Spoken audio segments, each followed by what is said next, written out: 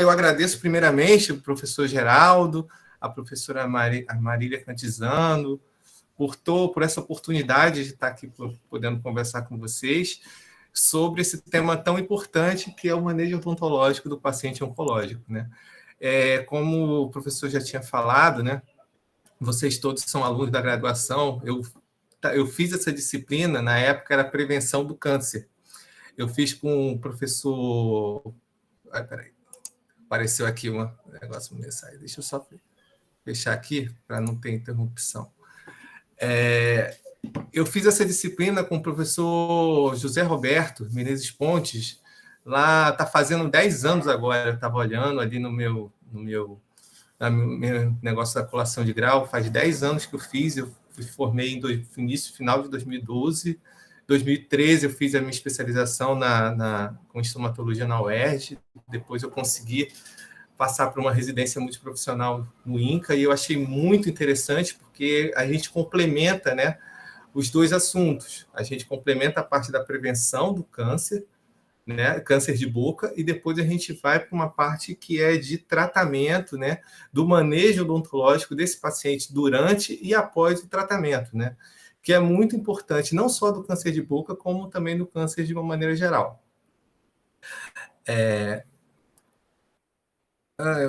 Deixa eu ver aqui, eu não estou conseguindo mudar. Sim, mudou. Esse daqui, pessoal, aqui é o meu e-mail, e aqui o meu Instagram, minha rede social. Se alguém tiver alguma dúvida, que não queira conversar, que não esteja muito à vontade de conversar aqui, que possa conversar, de mandar um e-mail, mandar uma mensagem no direct, pode me mandar, eu estou sempre à disposição.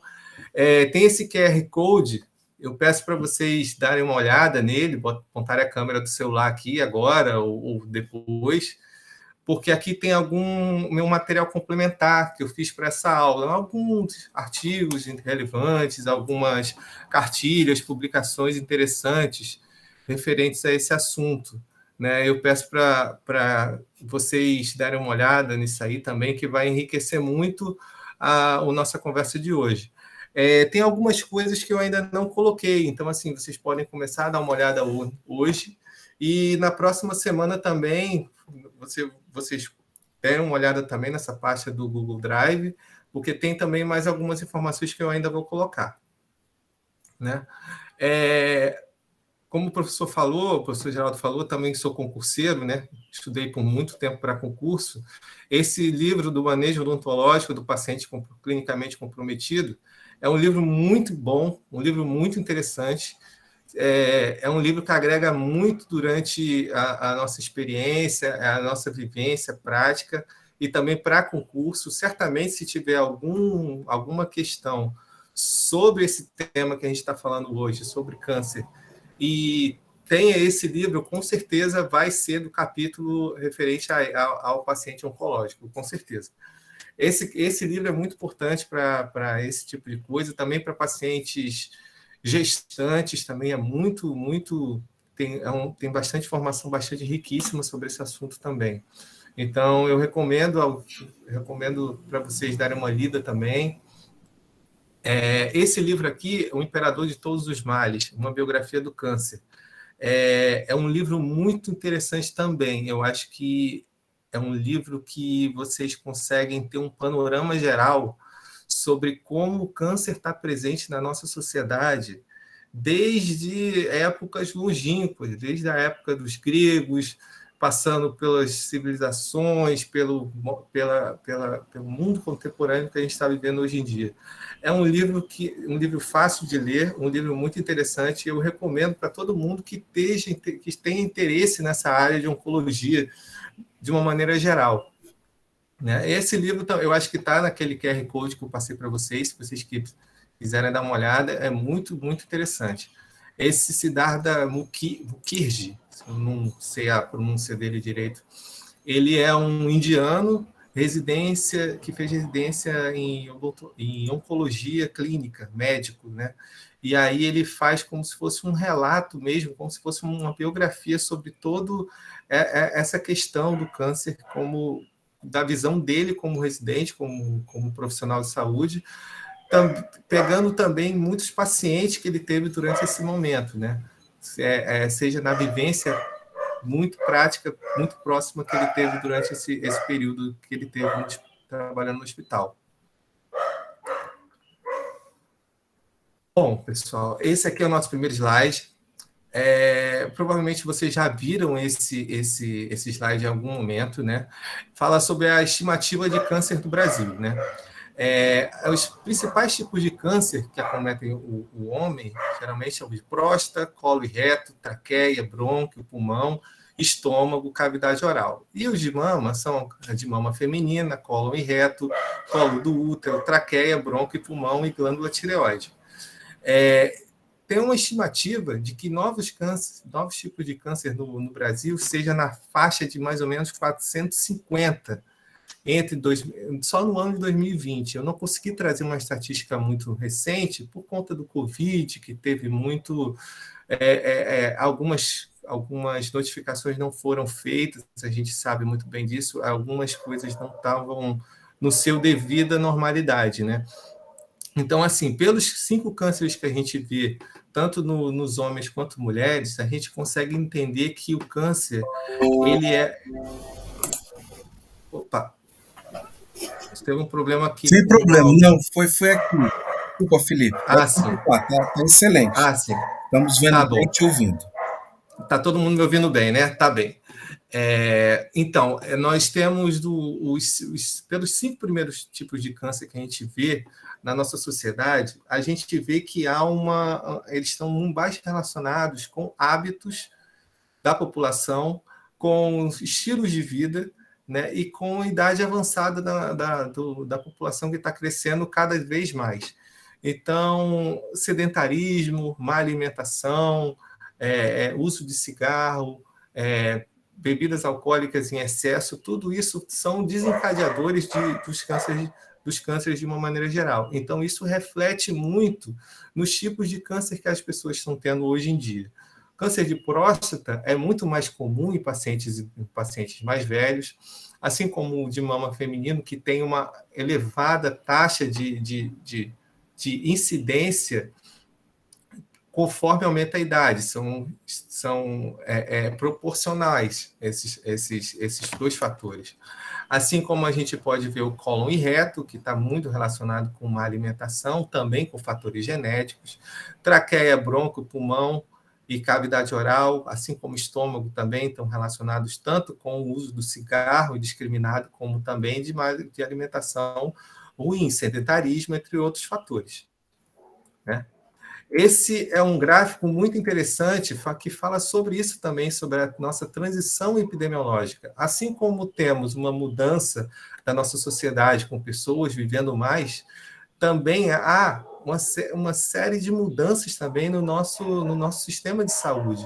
Ou seja, existem mais pessoas com mudança, com outros tipos de doença que a gente não via há 70, 80 anos atrás. A melhor forma da gente enxergar esse gráfico é a gente enxergar a grossura que ele está tendo aqui. Vocês conseguem ver com 1930, a gente for ver o gráfico relacionado com doenças infecciosas, estava quase com 50% da taxa de porcentagem de mortos em 1930 com doenças infecciosas. A gente vê que, com a medida do tempo, as condições de higiene da população mudaram, saneamento, tecnologia mudou, as situações de disseminação de vacinas em geral. Tem uns cachorros latindo aqui na rua, mas vocês não atrapalham não, né? Estamos te ouvindo. Tá, tudo bem. Então, assim, as doenças infecciosas, havia um grande aumento na década de 30, e à medida do tempo, com todas essas mudanças na sociedade, com a melhora da qualidade de vida, houve uma queda vertiginosa até os anos de 2007. Assim como a gente consegue ver na nossa linha verde, o câncer equivaleria a menos de 5% desses mortos nessa época. E houve um aumento crescente desse tipo de morte na população, associado também com doenças cardiovasculares. Assim como eu falei para vocês antes, doenças relacionadas com a idade, doenças relacionadas com o sedentarismo, com a alimentação, na verdade, de uma maneira geral, com nossa vida moderna. Nossa vida moderna acaba que de acordo com o que nós fazemos, nós sentimos no corpo também o que nós fazemos. Então, assim, se vocês conseguem ver, nesse gráfico não está tão bom. Eu tenho um outro arquivo que fica até melhor para ver isso. Mas dos anos 90 até 2007, há um discreto aumento aqui na taxa de câncer, enquanto há uma discreta diminuição também nas doenças cardiovasculares. Isso reflete que há uma tendência ligeiramente de aumento desses tipos de câncer na população. Isso é uma coisa que a gente, como profissional de saúde, nós devemos ficar atentos, né, para que nós consigamos cada vez mais termos condições de atender melhor nosso paciente e sabermos qual os tipos de doença que eles terão no futuro. Né? E como que esse paciente chega ao nosso consultório? Muito mais do que a gente saber sobre a doença, é importante também a gente conhecer sobre como é esse paciente oncológico, né? O nosso paciente, quando ele chega com algumas peculiaridades, né?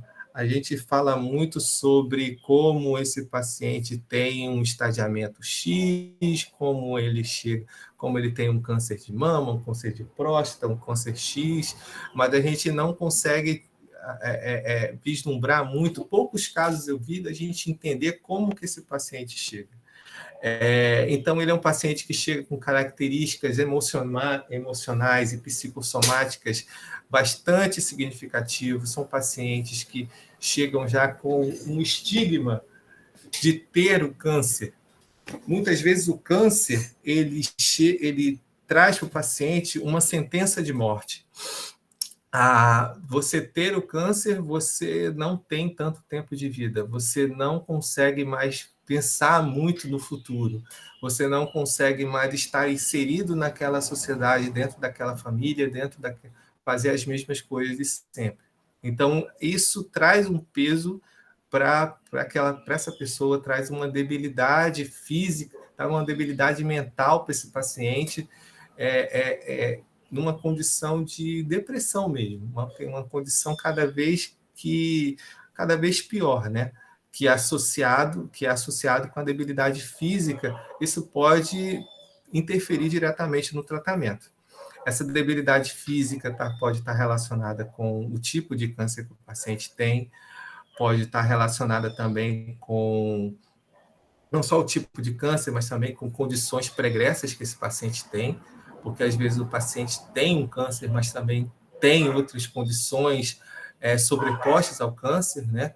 Como doenças autoimunes, pode ter doenças em geral, a gente fala que são silenciosas, como diabetes, como hipertensão, como outras doenças tromboses, que podem também estar relacionadas podem interferir no tratamento oncológico, né?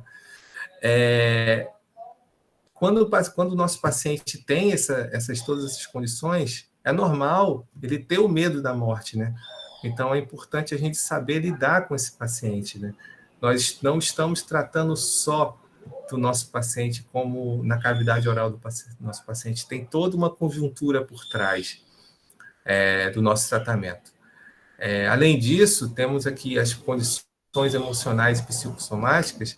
A gente pode pensar também que a gente fica pensando na condição do paciente se sentir mal por ter o câncer, mas também a gente não pensa que ele também se sente um pouco culpado por ele estar fazendo aquelas coisas que levam ao câncer.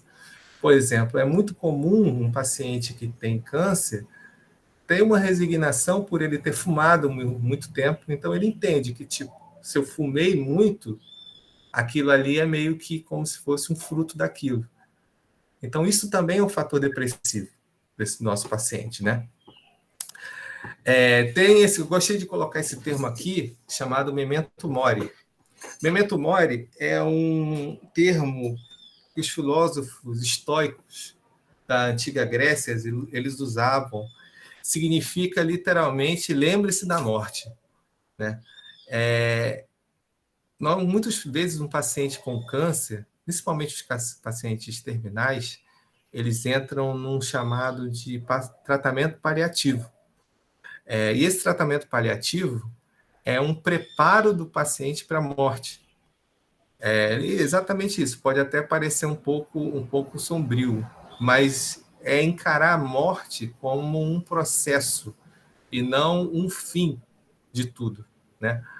Esse paciente tem uma qualidade de vida, esse paciente tem uma vida normal, ele consegue conviver com o câncer, porque muitas vezes a gente sabe que o câncer não é curável, né?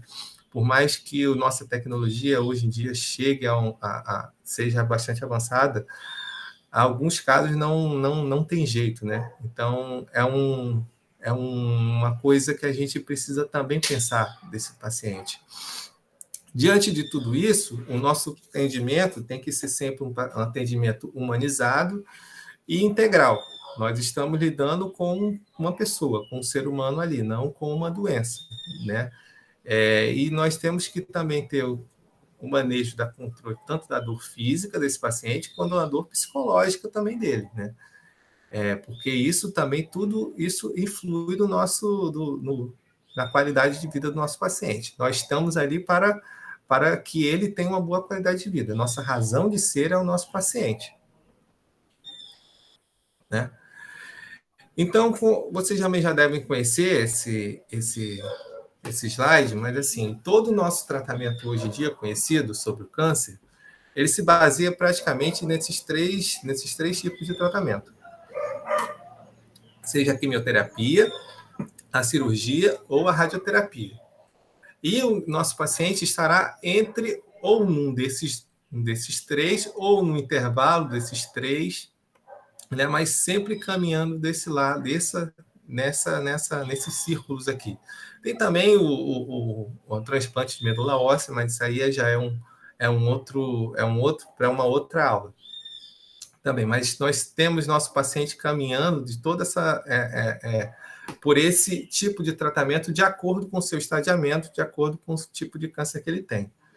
E o que suporta todo esse paciente? Somos pessoal da medicina, da enfermagem, da odontologia, da nutrição, fisioterapia, farmácia, serviço social, física médica, entre outros. Né? Nosso paciente, eu botei essas disciplinas aqui porque foram as disciplinas que fazem parte do programa multiprofissional do Instituto Nacional do Câncer. Né? Até a física médica é uma especialidade que eu conheci, né, quando trabalhava lá.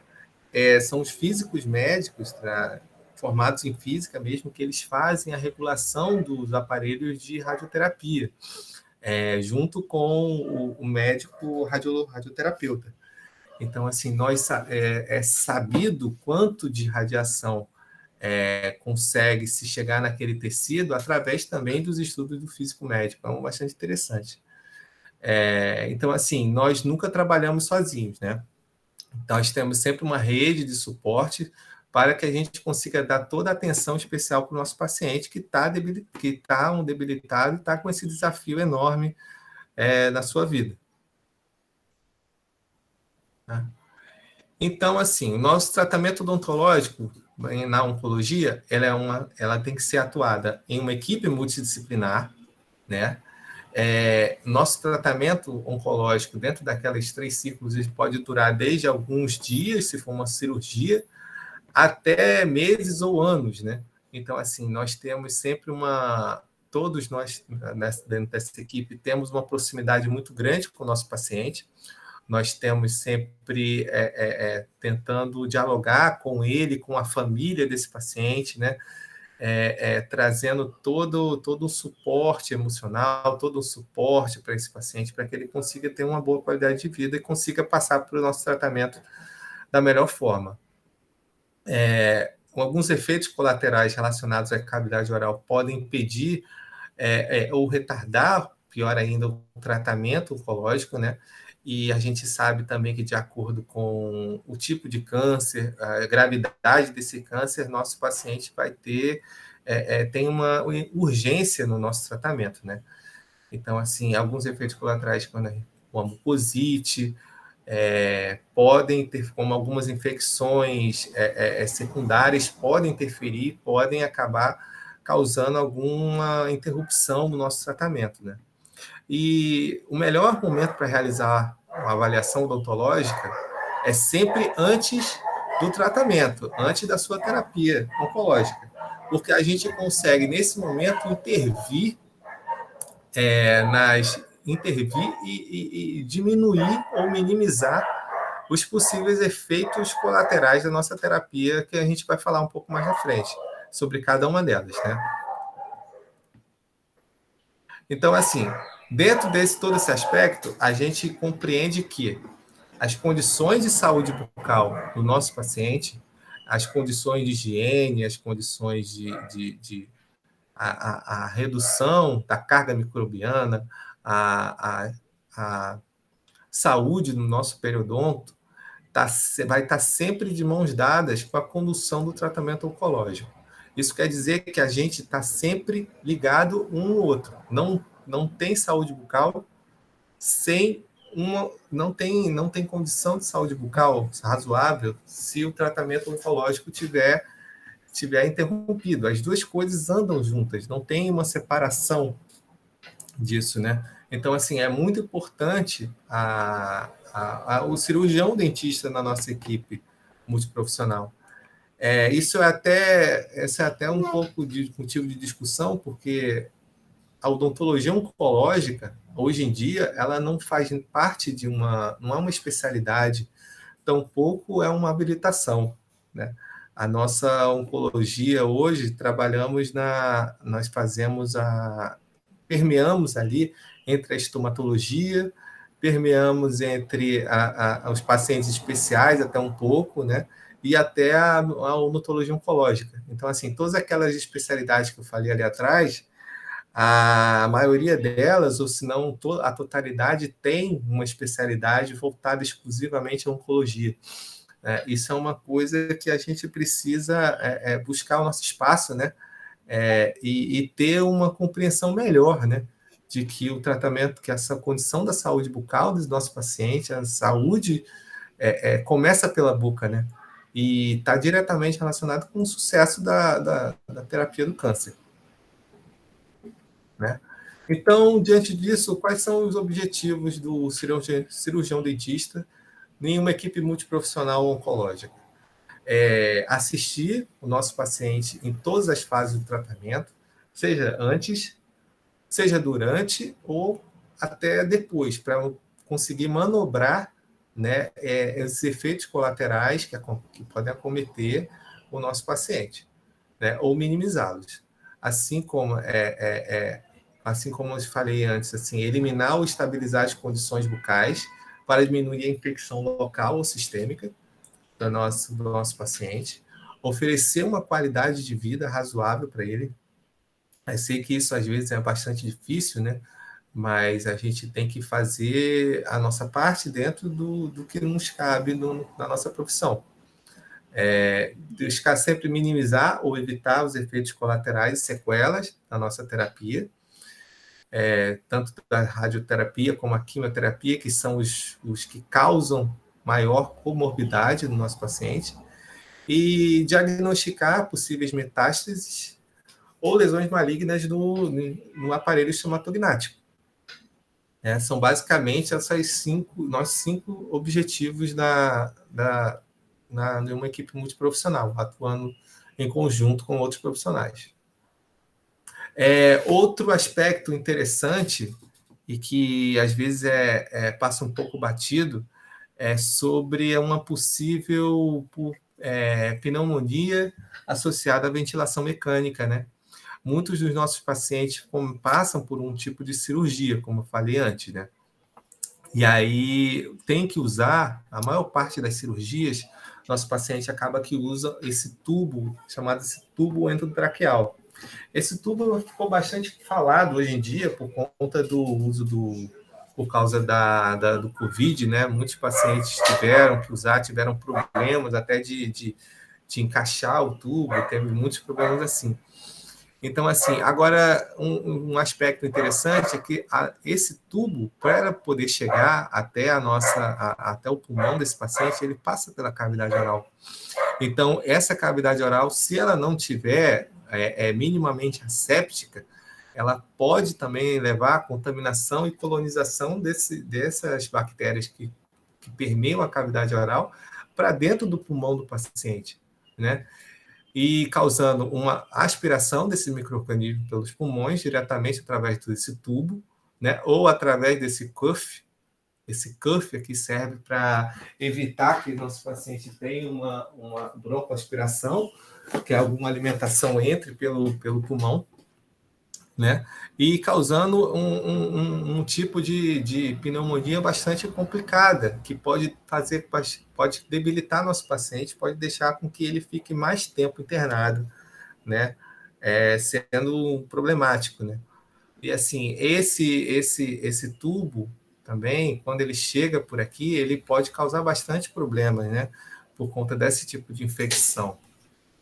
Né? Isso é bastante abordado na odontologia hospitalar hoje, né? Então, assim, na nossa avaliação odontológica, nós temos 3 pilares fundamentais, né? Antes para a gente fazer nossa avaliação. Temos a avaliação da saúde geral desse nosso paciente. Esse paciente, como eu falei, pode chegar para a gente com algumas comorbidades, pode chegar para a gente com alterações geradas pelo câncer, né? Então, assim, dentre os aspectos físicos e até psicológicos também. Deve-se também chegar ter um estadiamento do nosso paciente, a gente precisa saber qual o nível de comprometimento que esse câncer está, qual é o nosso prognóstico relacionado com a terapia oncológica também. E o planejamento, se esse paciente será submetido a um tratamento cirúrgico, um tratamento radioterápico ou quimioterápico. Diante dessas 3 bases, nós conseguimos fazer a nossa avaliação odontológica, né? Não se faz uma avaliação odontológica sem conhecer minimamente como é feito o processo de diagnóstico, o processo de tratamento de um paciente oncológico, né? A gente precisa ter uma familiaridade com esse tipo, até alguns jargões médicos, para que a gente consiga sempre estar ali antenado, estar ali dando conseguindo dialogar para que o nosso paciente tenha o melhor tratamento possível. Então, assim, como essa imagem representa 3 vigas, né? 3 pilares, né? Da nossa avaliação. A gente não pode deixar de observar esses 3 parâmetros. Então, assim, é comum a gente conversar, a gente ter uma proximidade muito com o médico de uma equipe, com o enfermeiro também. Às vezes o enfermeiro está até mais perto do paciente do que um médico, né? Então, assim, a gente tem que estar sempre de olho nessas condições. E sempre lembrando que o tempo é fundamental, né? O nosso paciente não está para perder muito tempo com o tratamento. Então, a gente precisa estar sempre de olho para que a gente não consiga postergar mais esse problema do nosso paciente, para que ele consiga passar logo por esse tratamento. Né?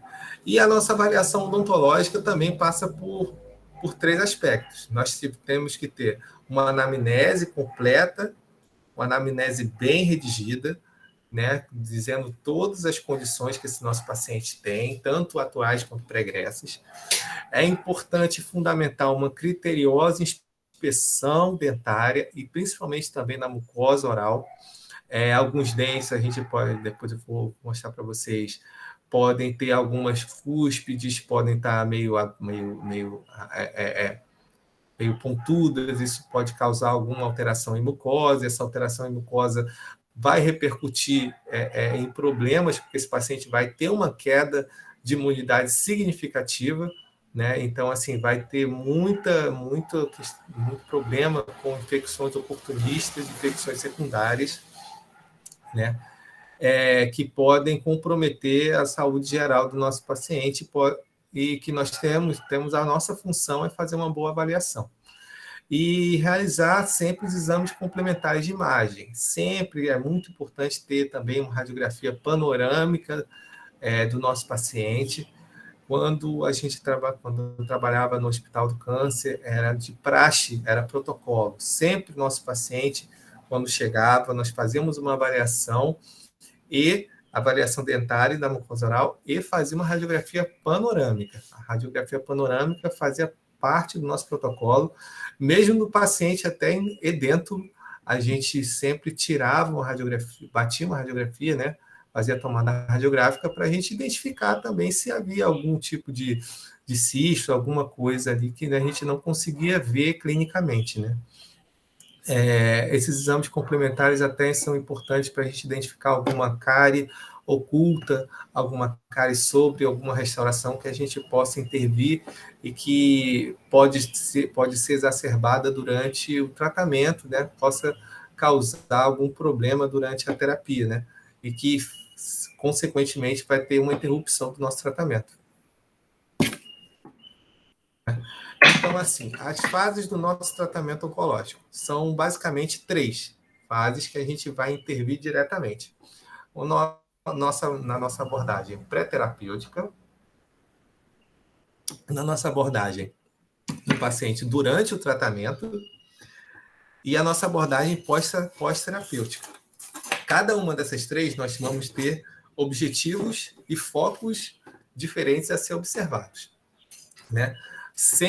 Mas sempre o que vai nortear vai ser a nossa instrução de higiene oral, vai ser o que esse paciente tenha sempre uma autonomia da sua higiene para que ele consiga passar por esse tratamento mais tranquilamente, né? Então, assim, vou detalhar para vocês um pouco sobre cada uma dessas 3 abordagens que o cirurgião dentista precisa atuar. Na nossa abordagem pré-terapêutica, o foco principal vai ser, como eu falei, vai ser na higienização. O objetivo é sempre a prevenção das intercorrências que podem acontecer em cavidade oral durante o tratamento. E também minimizar as possíveis sequelas da terapia do câncer. É importante a gente ter uma celeridade na abordagem, ou seja, ser bastante objetivo na nossa abordagem, a gente não ter muitas dúvidas sobre determinado tratamento ou encaminhamento para fazer tal tratamento. A gente, às vezes, numa clínica integrada, quem já fez clínica integrada já pode até saber melhor do que eu estou falando. Clínica integrada, a gente pega nosso paciente, a gente faz o nosso tratamento básico, né, que são basicamente restaurações, a base de resina, amálgama, cionômero de vidro, a gente faz nossas restaurações no nosso paciente, faz uma terapia periodontal básica, faz a extração de determinados elementos dentários, no caso, ou então, em alguns casos também faz tratamento com pino. No nosso paciente com câncer, numa abordagem pré-terapêutica, a gente precisa cortar nossas etapas. A gente precisa ter mais celeridade no nosso tratamento. A gente precisa, como se fala, fechar a boca do paciente de uma maneira geral. Se tiver alguma dúvida sobre a preservação de determinado elemento dentário, a abordagem é preferível que seja uma abordagem mais radical, né? Porque, às vezes, esse paciente precisa estar marcada a radioterapia daqui a 10 dias, principalmente no setor público, né? Minha experiência é mais no setor público, às vezes o paciente já chega marcando a radioterapia para a semana que vem. E a gente vai ver aqui, daqui a pouco, eu vou mostrar para vocês, que existe, idealmente, precisa de um tempo mínimo para a gente tratar, para a gente fazer a nossa extração, para a gente fazer o nosso tratamento. Porque ele vai ter problema depois. A chance dele ter problema é muito maior. Né? Então, assim, a gente tem que sempre pensar que o tempo é fundamental nesse nosso para o sucesso do tratamento do nosso paciente. A avaliação desses dentes não restauráveis, como eu falei para vocês, tem que ser criteriosa, né? uma abordagem, se a gente vê que aquele paciente é um paciente que às vezes não tem não tem instrução de higiene oral, é um paciente que tem bastante placa, tem os dentes bastante ruins, em uma condição ruim, é preferível que faça uma extração do que a gente tentar fazer um tratamento mais elaborado, com pino, coroa, entre outras coisas, né? A gente vê também na prática que a gente, de uma maneira geral, né? A gente fala muito sobre câncer de boca, mas também tem outros tipos de câncer. Mas o câncer de boca, ele traz nosso paciente com algumas características importantes, né? É um paciente que fuma. Esse paciente que fuma, em 80%, 90% das vezes, de uma maneira geral, de uma maneira bem empírica, ele tem uma higienização dentária bastante ruim, né? Então, assim, alguns casos a gente preferiu fazer extrações múltiplas, né, do nosso paciente para que ele consiga ter menos problema depois, né? Porque evita uma osteoradionecrose, evita entre outras coisas, evita que esse paciente seja interrompido durante a terapia por causa de uma dor de dente, por causa de uma pulpite. Então, assim, é importante a gente fazer a nossa avaliação bastante criteriosa, né? E eliminar os focos odontogênicos de infecção, observar a saúde periodontal também é bastante importante, né? É importante orientar nosso paciente na nossa abordagem, às vezes explicar para ele que é necessário fazer extrações múltiplas do nosso paciente, orientar possíveis efeitos colaterais da terapia do câncer, como a gente fala, xerostomia, salivação, digeusia, mucosite, entre outros. O paciente tem que estar prescrição de bochecha para esse paciente, é importante, né? Como eu falei antes, a eliminação de superfícies cortantes e fraturas de coroa, a gente vê que causa uma perda da integridade da mucosa. Essa perda de integridade é bastante passiva de infecções bacterianas, infecções de mucosa do nosso paciente. Então, assim, associação entre a desintegridade da mucosa, vamos colocar assim, associada com uma carga bacteriana, carga microbiana muito grande da cavidade oral do nosso paciente, vai causar problemas no futuro, com certeza. Então, a abordagem pré-terapêutica tem que focar nesses aspectos, né? É importante uma adequação desse meio bucal, né? O cimento de ionômero de vidro, ele tem um papel importante no nosso paciente, porque é um tipo de material odontológico que ele consegue liberar flúor, né? Então, esses pacientes no futuro podem ter, de acordo com a colimação da terapia, da radioterapia, pode causar uma alteração de glândula salivar. Então, esse cimento de ionômero de vidro, na nossa atuação ali, vai começar a liberar um flúor na cavidade oral, que vai ser importante para manter a integridade dos dentes, né? Para manter esses dentes rígidos. A avaliação dessa condição periodontal, como eu falei antes, fazer uma instrução de higiene oral com o uso de condutórios, ou até, inclusive, fazer uso de fio dental, fazer uma instrução de higiene oral que evite que essa papila gengival tenha um sangramento muito excessivo, né? Porque esse paciente também vai ter algum problema, pode ter uma correlação também de queda de leucócitos. Como eu falei também, manutenção e instrução de higiene oral são bastante importantes. O tratamento endodôntico deve ser feito sob profilaxia antibiótica antes da extração, do tratamento endodôntico e após o tratamento endodôntico. É importante a gente fazer uma cobertura antibiótica. Isso está mais relacionado com o paciente que tem uma condição prévia de baixa imunidade. Por exemplo, alguns tumores, algumas neoplasias malignas não ósseas, não sólidas, como as leucemias, entre outras, linfomas também, eles causam uma queda bastante de imunidade. Então, é sempre importante a gente também ter um contato com o médico, né? E sempre que for necessário uma intervenção dessa natureza, fazer uma profilaxia antibiótica, né? Geralmente, os medicamentos mais mais utilizados são a clindamicina e a amoxicilina. E a orientação também sobre o uso de próteses removíveis, né? Essas próteses removíveis, elas são nichos bacterianos bastante relevantes, bacterianos e fúngicos. Então, a gente precisa estar sempre orientando o nosso paciente ao uso com relação ao uso de prótese, evitando que essa prótese seja sempre, que o paciente durma com essa prótese, evitando a colonização, né, de micro-organismos, fazendo orientação de como se higieniza. Geralmente, a gente faz o protocolo de higienização com uma pasta de dente, não sem ser pasta de dente.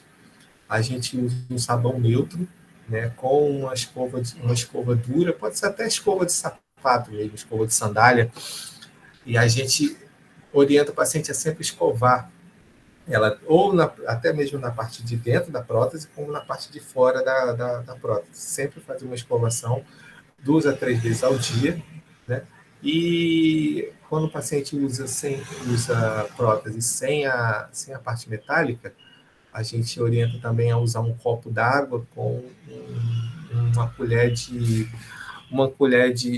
água sanitária, um copo d'água para dormir de um dia para o outro. Aí depois, no dia seguinte, o paciente vai, chega, limpa e usa normalmente, né? Mas está sempre orientando quanto como eu falei antes, orientando quanto ao foco na higienização, né? Então, assim, como eu falei para vocês, aquele livro do Liro, né, o Manejo do Paciente Comprometido, ele é praticamente nossa Bíblia para o nosso tratamento, né? Então, isso também serve até para concursos, isso algumas vezes cai na prova de residência, cai em prova de residência tanto multi quanto cirurgia buco, cai em concursos militares também, esses indicadores de prestação dentária. Bolsas com profundidade de 6 milímetros ou mais, mobilidade dentária excessiva, secreção purulenta à sondagem, presença de inflamação periapical. Às vezes o paciente não tem interesse em manter os dentes, então pode ser um indicativo de extração dentária. Dentes quebrados, não restauráveis, não funcionais, parcialmente erupcionados, ou até pacientes não colaboradores de higiene oral. A gente pode ter uma indicação forte, clara, de extração dentária. Pode ser dentes associados a doenças inflamatórias, infecções, doenças ósseas malignas. Sobre essas doenças ósseas malignas, na nossa prática, a gente geralmente não faz extrações de elementos dentários em contato íntimo com lesões malignas, né? A gente tem uma experiência eu tive uma experiência bastante complicada com esse tipo de extração, porque são regiões que têm bastante vascularização, né?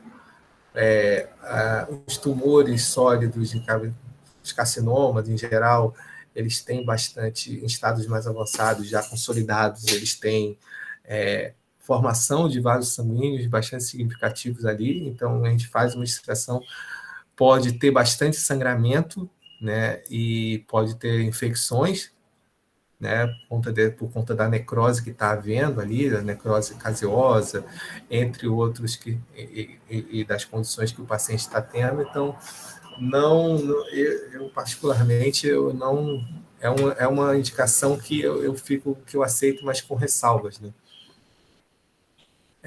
E as diretrizes, né? São as orientações mais fundamentais, né? Que geralmente a gente usa para extração de dente no nosso paciente antes do tratamento.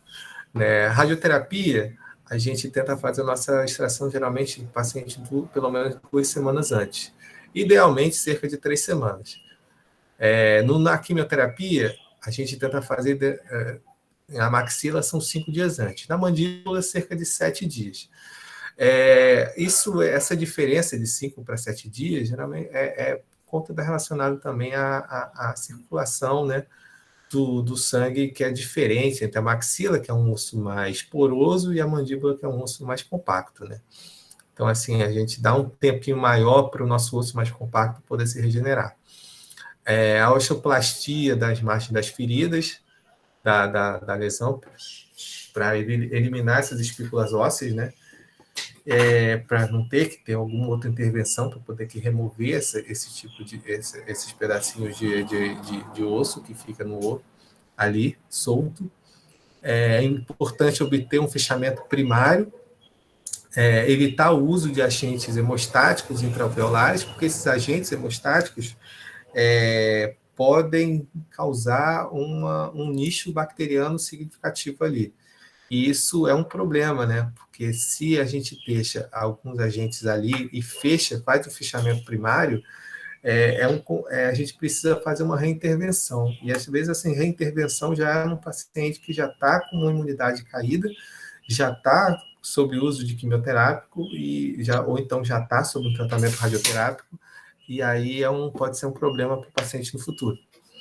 É importante fazer uma transfusão de plaquetas quando o nosso paciente estiver com menos de 5.000, e adiar, né, o tratamento quando os leucócitos estiverem menores que 2.000 ou neutrófilos menores que 1.000 milímetros cúbicos. Mas, geralmente, esses dois que estão aqui em negrito são abordagens não ambulatoriais, são abordagens já em paciente já com aparato já hospitalar, né? Porque se tiver alguma intercorrência, já tem uma equipe de suporte para poder auxiliar o dentista durante esse tratamento. Tá tudo bem, pessoal? Esse negócio de dar aula online é meio complicado. Tá tudo bem, sim, Felipe. Tá tudo bem, né? Agora que eu vi que minha cara tá aqui. Isso, você fica aparecendo pra gente. Eu nem vi, eu tô aqui fazendo umas caras aqui, umas expressões. Ótimo, tá excelente. A gente tá aqui te ouvindo bem. Então tá bom. Vamos falar agora sobre a abordagem do nosso paciente durante o tratamento, né? O que a gente espera do nosso paciente? A gente espera uma debilidade sistêmica. A gente espera que o nosso paciente tenha uma queda significativa da imunidade. Esse paciente fique bastante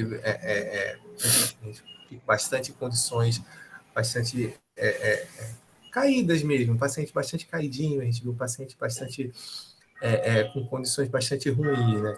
Sem muita força, com fadiga, com cansaço.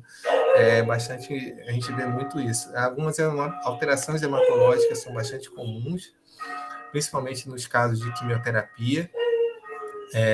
E existe um fator cumulativo no tratamento. Esse organismo ele vai absorver tanto os efeitos da radioterapia quanto os efeitos quimioterápicos nesses ambientes celulares. Então, a gente tem que estar sempre de olho nesse fator cumulativo, porque isso pode ocasionar problemas nesse nosso paciente no futuro. E estão aí as principais alterações relacionadas com a nossa abordagem pós-tratamento, né? O atendimento do nosso paciente oncológico é importante que seja feito em consultas geralmente próximas, né? Geralmente próximas à quimioterapia ou radioterapia, porque ele pode ter alguns efeitos, como eu vou falar daqui a pouco, alguns efeitos imediatos, alguns efeitos médios, a tempo médio, e alguns efeitos tardios. Os imediatos, geralmente, são aqueles efeitos que acontecem em 24, 48 horas. Os médios são aqueles que demoram mais ou menos uma semana, e os tardios, a gente vê, geralmente, são aqueles que estão relacionados mais depois do nosso tratamento.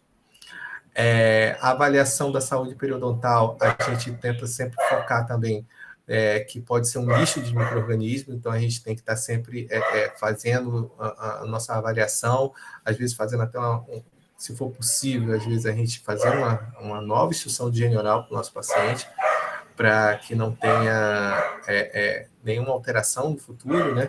Para que não tenha uma interrupção do nosso tratamento, porque é essa fase que é a mais crítica do nosso paciente, é a fase que o paciente está mais debilitado, é a fase que o paciente está passando por está sentindo o corpo, todos os efeitos colaterais que estão relacionados com o câncer, né?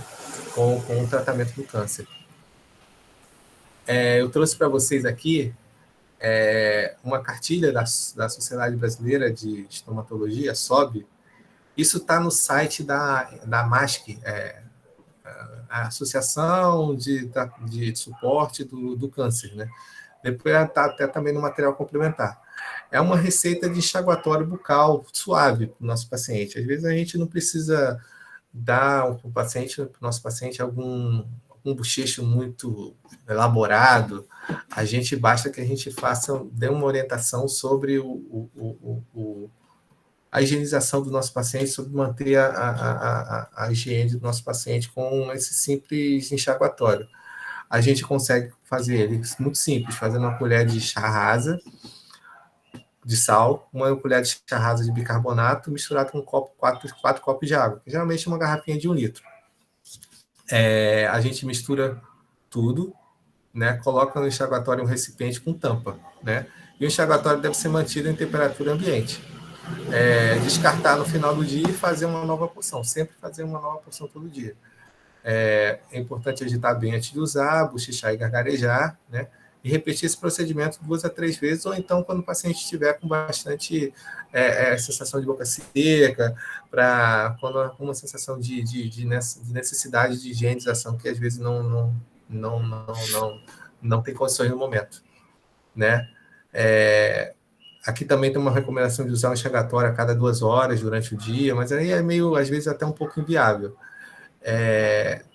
Esse é um negócio bem interessante, isso é uma receita de enxaguatório bem interessante que a Sociedade Brasileira de Estomatologia, né, se preocupa, né, com esse tipo de abordagem, né? Eu achei bastante interessante para trazer para vocês, né? Então, assim, é esperado que o nosso paciente tenha geralmente mais ou menos essas três condições, né? A mucosite, as infecções secundárias, as alterações neurais e quimiosensoriais, né, relacionadas ao tratamento. Se vocês forem prestar atenção, essas 3 alterações são condições agudas, né? São condições do paciente que está ali, são condições de resposta imediata a um dano que está causando ali às células do nosso organismo, né?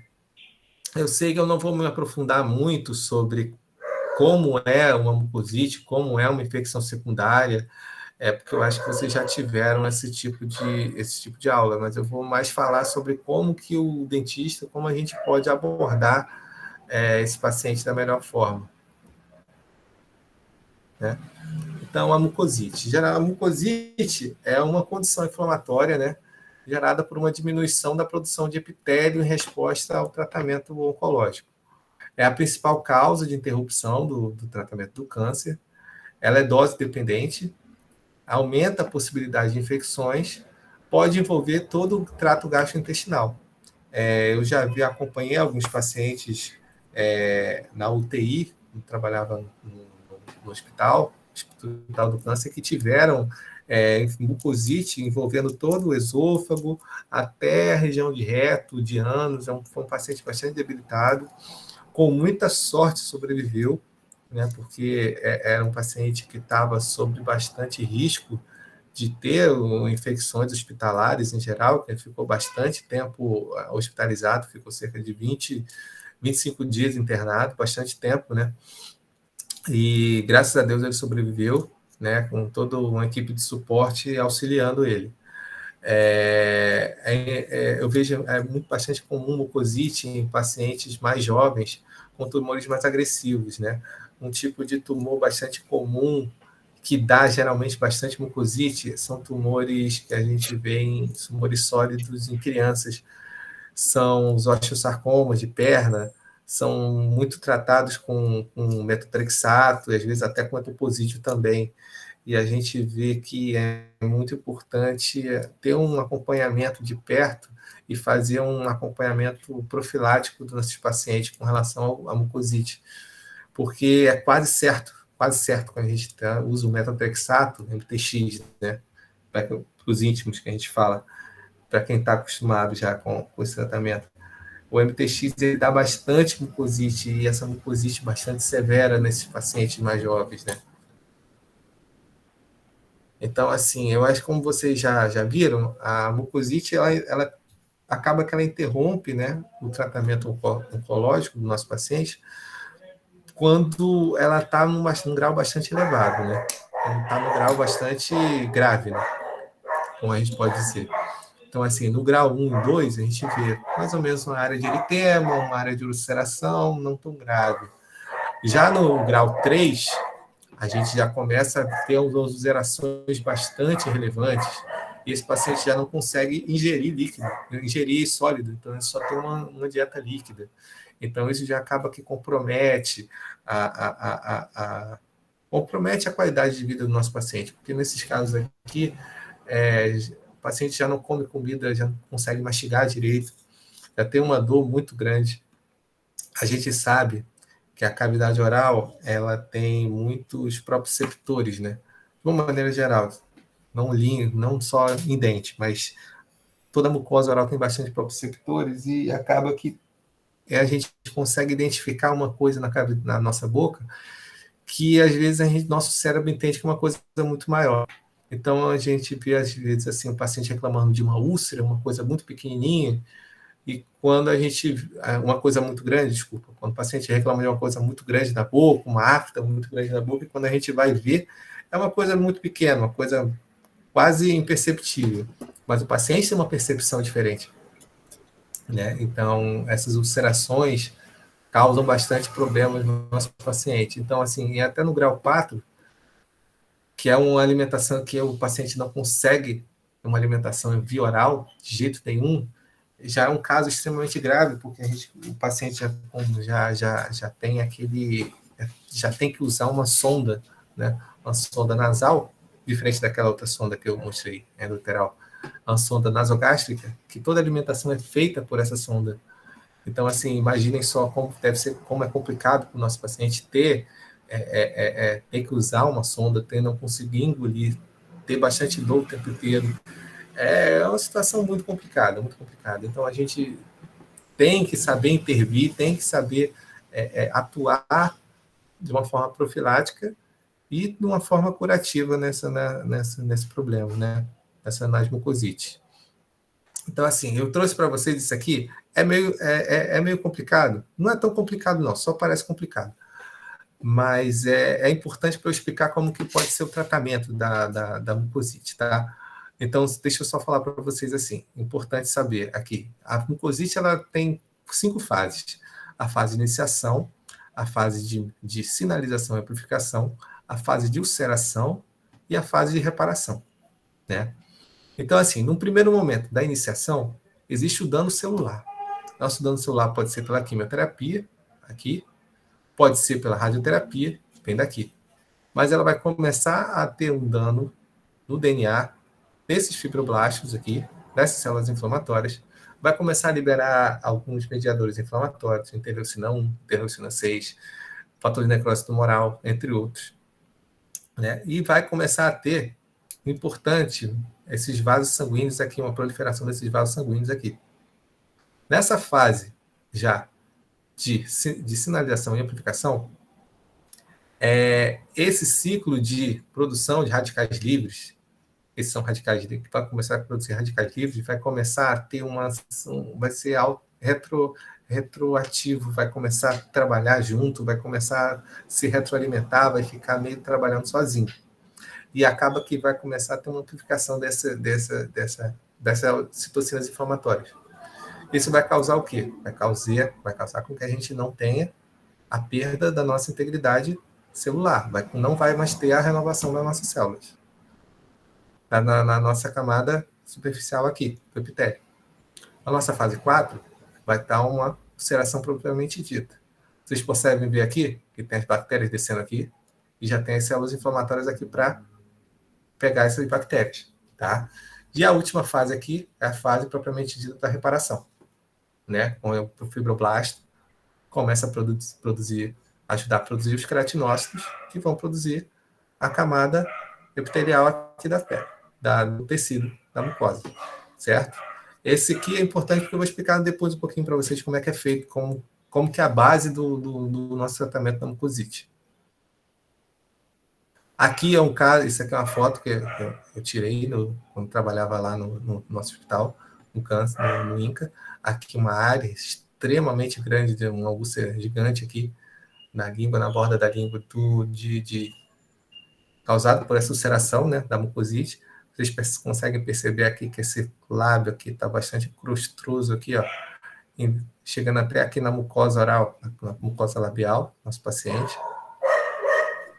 Esse aqui é um caso bem clássico de mucosite mesmo. Esse é um paciente que estava fazendo radioterapia, né, e chegou nessa situação. Então, assim, diante do que a gente viu aquilo ali, lá atrás, como que a gente pode atuar no nosso tratamento do nosso paciente com mucosite? A gente tem que tratar o tratamento paliativo, porque é um dano que está tendo no nosso fibroblasto, que está dando um dano ali naquele ambiente do tecido conjuntivo, e que não tem muito o que ser feito. É uma reação inflamatória que é uma resposta a um dano tecidular. Então, a gente tem que fazer um tratamento paliativo, tratar os sintomas do nosso paciente, né? Basicamente isso, e minimizar as infecções secundárias. Se vocês forem ver ali, a fase 4 da mucosite já é as bactérias descendo ali no tecido conjuntivo, ali já pela perda da integridade da mucosa. Então, assim, o que a gente pode utilizar? Anestésicos tópicos, corticoides locais, né? Corticoides locais são uma classe de anti-inflamatórios bastante importante utilizada pelo dentista. Uso de antifúngicos, né? Para evitar que tenha uma infecção por causa daquela perda da integridade. Uso de antimicrobianos tópicos. A gente lança a mão muito da clorexidina, gel também, ou até bochecho de clorexidina 0,12. Né? Uso do laser terapia. O uso do laser terapia preventiva, a gente pode usar até no dia D0, né? Que é o D0 seria o primeiro dia da quimio ou da radioterapia, para evitar que esse paciente tenha tem uma exacerbação, né? Às vezes vai ter, mas vai ter num grau um pouco menos elevado. E na condição instalada, a gente pode fazer a laser terapia cerca de 3 vezes na semana. Né? A gente pode associar a clorexidina para a redução da quantidade de micro-organismos, como falei antes para vocês, dos antimicrobianos tópicos. Essa daqui é o que a gente tem de evidência mais relevante e mais robusta sobre o tratamento da mucosite, né? Relacionado ao tratamento do câncer. A gente vê aqui, são recomendações, eles fazem umas recomendações interessantes. Eles fazem recomendações a favor, que é aquilo que é mais robusto de fato. Tem aquelas indicações que, assim, tem uma evidência, mas não é tão robusto quanto a recomendação. E tem aquilo que não tem eficácia, né? Eles têm eu acho interessante essa associação do suporte do câncer, que eles fazem essa diferenciação. Então, vamos lá. Ele recomenda 30 minutos de crioterapia na prevenção de mucosite relacionada com esse tipo de quimioterapia aqui, sinfloracil. Agora, por que eles fazem? Por que eles recomendam a crioterapia? Crioterapia é usar basicamente você botar uma pedra de gelo, chupar um pouco de gelo ali na mucosa para evitar que a mucosite se instale no ciclo fluoracil, com o uso desse quimioterápico. Por que é importante? Lembra que eu te falei antes sobre a produção, a geração ali de vasos sanguíneos na fase 1 e na fase 2? Então, vai atuar naquele momento. Naquele momento, atuando ali, você vai conseguir ter uma integridade da mucosa. Ter uma integridade da mucosa, você vai evitar que esse paciente tenha uma ulceração no futuro. A gente tem, isso é relevante. Outra coisa, número 2. O painel de peritos recomenda a utilização do fator de crescimento de queratinócitos humanos. É um tipo de medicação que estimula os fibroblastos, né? Que, na verdade, ele simula os fibroblastos e que são importantes na integridade dessa mucosa. Então, assim, o que está perdendo? O que está acontecendo ali? Está tendo uma perda da integridade da mucosa. O que a gente pode fazer com que mantenha essa integridade ali, no mesmo lugar, a gente dá aquilo que o fibroblasto não está conseguindo suportar naquele momento, que é o fator de crescimento, que é a adenócito. Legal, né? Tranquilo. É uma coisa meio lógica, né? Como a gente vai fazendo. O painel de peritos recomenda a terapia com laser terapia de baixa potência. Depois eu vou falar melhor sobre o laser. Mas o laser ele é um biomodulador. Essa biomodulação ela faz com que aumente o metabolismo daqueles fibroblastos, daquelas células ali que estão relacionadas com a integridade da mucosa, fazendo com que evite que esses fibroblastos evite que tenha essa perda de integridade.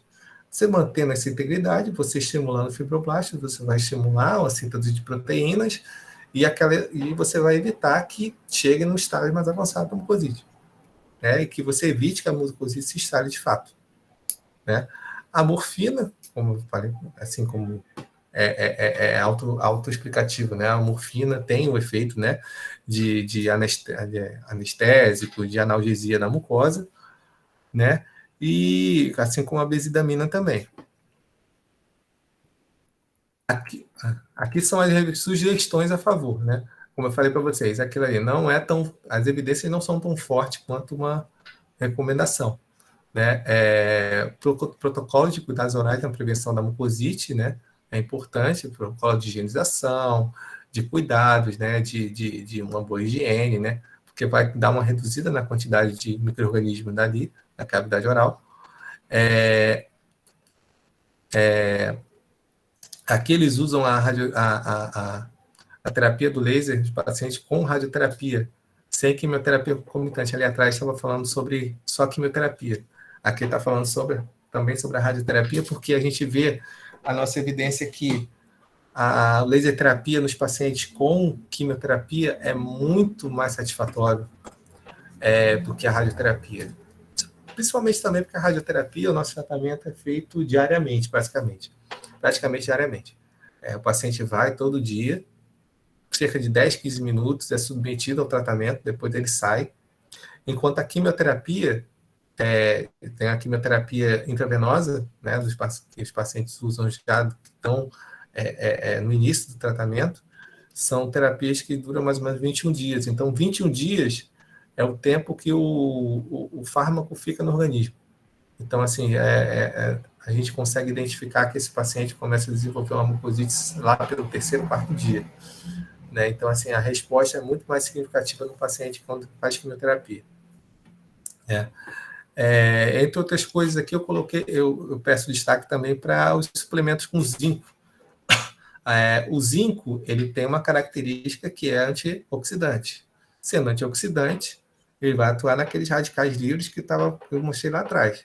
Então, ele vai quebrar aquela rodinha ali da retroalimentação. Quebrando essa rodinha da retroalimentação, ele é mais um fator que evita com que a micosite se instale, né? Então, assim, esse eu acho que é o último tópico que eu vou falar hoje, que eu acho que já está na hora, né, mais ou menos, né? Estou fazendo 40 minutos já de aula. Eu vou falar sobre esse tópico aqui, sobre a laser terapia, porque tem a ver um pouco sobre a mucosite, né? O laser é um acrônimo, né? Significa ampliação da luz estimulada pela emissão de radiação, né? A laser terapia ele tem 2 braços, né? Tem a fotobiomodulação e tem a terapia fotodinâmica, né? Eles atuam mais ou menos da mesma maneira, só que os objetivos são diferentes, né? Vou explicar melhor para vocês. A terapia fotodinâmica é muito importante na questão de asepsia, evitar infecções, evitar problemas que o paciente tome algum antibiótico muito forte. Então, ele atua muito nessa questão, acho bastante interessante.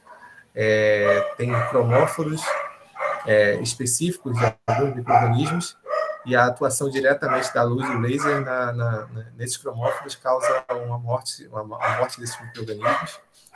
E a fotobiomodulação ele faz o contrário. A fotobiomodulação ele estimula a produção de síntese proteica, estimula a produção de ATP nessa célula, né? Aí tem a laser terapia de alta potência, que eu não vou falar muito, mas praticamente é um laser de corte, né? Ele tem uma ação fototérmica, diferente das ações fotoquímicas do de baixa potência. O laser ele é tão importante que ele foi reconhecido pelo SUS como um fator relevante no tratamento da glucosite, né? Ele reduz, como é um paciente que vai ter essa alteração direta causada pela quimio e pela rádio, é um paciente que pode ficar internado, sendo internado vai ser mais custo para o sistema de saúde, né? E os estudos já demonstraram que o laser ele consegue reduzir os tempos de internação e o uso desse paciente pelo sistema único, né? Então, assim, é uma coisa que já está mais do que atual no nosso no tratamento da mucosite, né? Então, como é que é feita essa biomodulação? Como eu falei para você, existe uma fotorrecepção desse laser dentro da célula desse nosso paciente, através de cromóforos específicos que ficam perto ali que ficam dentro da mitocôndria. Existe uma transdução e amplificação dos sinais dessa fotorrecepção, e isso acaba que estimula uma proliferação, diferenciação e síntese proteica. Há um aumento proliferativo, processo proliferativo, e uma cascata de reações químicas que vão gerar ATP. E esse ATP vai gerar uma divisão celular, contração celular, crescimento celular, síntese de moléculas, comunicação celular, transporte ativo, secreção celular. Tudo isso elevando o metabolismo das células, né? O que isso é importante? Isso estimula a regeneração celular, estimula que esse paciente tenha, que aquelas células tenham resistência aos danos causados pelo tratamento, né? E diante de tudo isso que a gente vê, é justamente o contrário que a gente quer, é que esse aumento de metabolismo, esse aumento de ATP, consiga chegar às células alteradas do câncer. Então, assim, é muito contraindicado, é fortemente contraindicado que haja aplicação direta do laser em paciente que tem nas lesões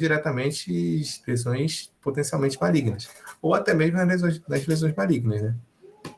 Por conta todo esse aparato, esse arcabouço que o laser pode auxiliar no nosso tratamento. Então, aqui são duas fotos de uma aplicação da laser terapia. Não dá para ver, mas os pacientes aqui estão com óculos, estão com todo o aparato, né? Estão todo o EPI, tudo certinho, né? O laser pode ser de ponto, pode ser pulsado, dependendo do nosso objetivo, né? Geralmente, o laser preventivo, a gente consegue 0,5 joules, e no laser de tratamento a gente faz 1 joule, né? Esse era o protocolo que a gente fazia lá no INCA. As infecções secundárias, eu acho que a gente já pode deixar para a semana que vem. Tá mais ou menos, agora a gente está mais ou menos na metade da aula, né? Eu acho que a gente pode deixar para depois. Aí já entra em outro tópico.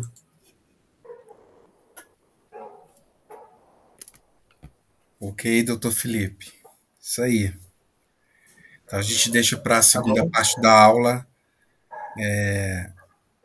essas infecções secundárias e mais o que você tem para falar para a gente, né? Tá, beleza. Tá bom. Tudo bem. Vocês gostaram? Eu tô meio assim, eu tô meio falando sozinho, tô meio coisa de maluco, é assim mesmo. Vocês várias palminhas aqui, ó, o pessoal, né, gente? Eu tô vendo todo mundo já interagindo. Que bom. Foi ótimo aqui, que bom. Tô me sentindo menos... Isso, no chat. Tá. Nada como o contato presencial, né? Acho que essa geração, os alunos, assim, eles estão sentindo bastante isso, Felipe, essa interação que não tem, mas eles têm se adaptado de forma muito brava. Os alunos, eu até parabenizo sempre eles, né? Porque eles estão, de fato, muito engajados em superar essa fase assim, de aulas EAD, de aulas online, e eles têm bravamente desenvolvido estudos e se empenhado para, de fato, passar por essa barreira. Porque essa parte presencial, né, da gente ver, ter contato, até para eles se desenvolverem também, né, durante a aula, é legal, mas eles têm aproveitado na medida do possível essa parte, né? Mas eu acredito que foi excelente. O Felipe fala pausadamente, né? A gente consegue entender, compreender. Não sei se vocês têm dúvidas a fazer, a perguntar, algum questionamento. Tá tudo bem, gente? Eu vou disponibilizar aqui, se alguém quiser, deixar aqui, eu vou deixar aqui de novo, aqui meu e-mail, meu coisa, se alguém quiser entrar em contato comigo, só estou à disposição, pessoal. Aqui eu sou igual vocês, só que eu já passei um tempo. Eu me vejo muito nessa situação. Eu agradeço, como eu falei mais uma vez, agradeço muito a você, Geraldo, pela oportunidade, né? De estar aqui, poder falar com ele sobre oncologia. Eu lembro que, assim, só um parêntese, né? Eu tinha, quando eu entrei na odontologia, eu não sabia muito o que fazer, né? Aí, lá pelo terceiro período, mais ou menos, eu me apaixonei muito pela questão da patologia. Aí eu adorei que negócio de patologia. Aí eu decidi. Aí eu tive meu primeiro sonho, que era trabalhar com patologia com estômago, né? Aí, lá pelo quinto período, mais ou menos, eu fiz essa aula de prevenção. Aí eu conheci o doutor José Roberto. Não sei se você lembra, sabe quem é? Conheço, sim, Roberto. claro. Zé Roberto é um homem sensacional, é um cara assim, pô, humano demais, assim, um cara maravilhoso. Aí eu conheci ele, eu tive a segunda paixão, que é trabalhar com essa questão de paciente oncológico, né? Então, assim, graças a Deus eu consegui, né, alcançar esses dois objetivos, né, que eu sonhei quando eu estava na graduação. Isso aí, para mim, é maravilhoso. E mais maravilhoso ainda é poder conversar, ter a oportunidade de conversar sobre isso com nossos pacientes, com vocês, né? Sobre os nossos pacientes. Não, os alunos que estão aqui é porque eles têm interesse mesmo, né? Pela disciplina, apesar é eletiva, né? Não é obrigatória. Então, todos que estão aqui é porque têm interesse. Aí eles sempre me perguntam da residência, como é que é. Aí por isso que eu te convidei, né? Para que você pudesse, para eles verem como é importante essa qualificação que existe aqui no nosso estado. Sim. E que eles podem futuramente, né, se inscrever e com certeza fazer também a residência como você fez. E eu acho que foi muito interessante, muito didática a forma como você abordou, e acredito que eles puderam linkar com os assuntos que já foram vistos, né, durante a disciplina. A gente só tem a te agradecer por estar conosco nesse momento. Sexta-feira, final de tarde, né? E aí a gente que agradece a você, Felipe. Você falou Sim. que vai compartilhar no Google Drive, é isso? Aí como é que a gente faz? Te manda um e-mail? Não, já aponta a tela do celular aqui para esse QR Code aqui. Vocês sabem fazer isso, né? Porque a gente já também, Felipe, pode disponibilizar lá na plataforma Moodle para eles também. Além dessa. Tem, né? Isso eu também você pode me mandar, aí eu disponibilizo para eles também lá. É outra forma. Mas já estou dizendo aqui que já abriram. Eles são super espertos, viu? Que bom. Eles não perdem tempo, não. Eles vão atrás mesmo. É uma geração muito esperta com relação a essa parte tecnológica.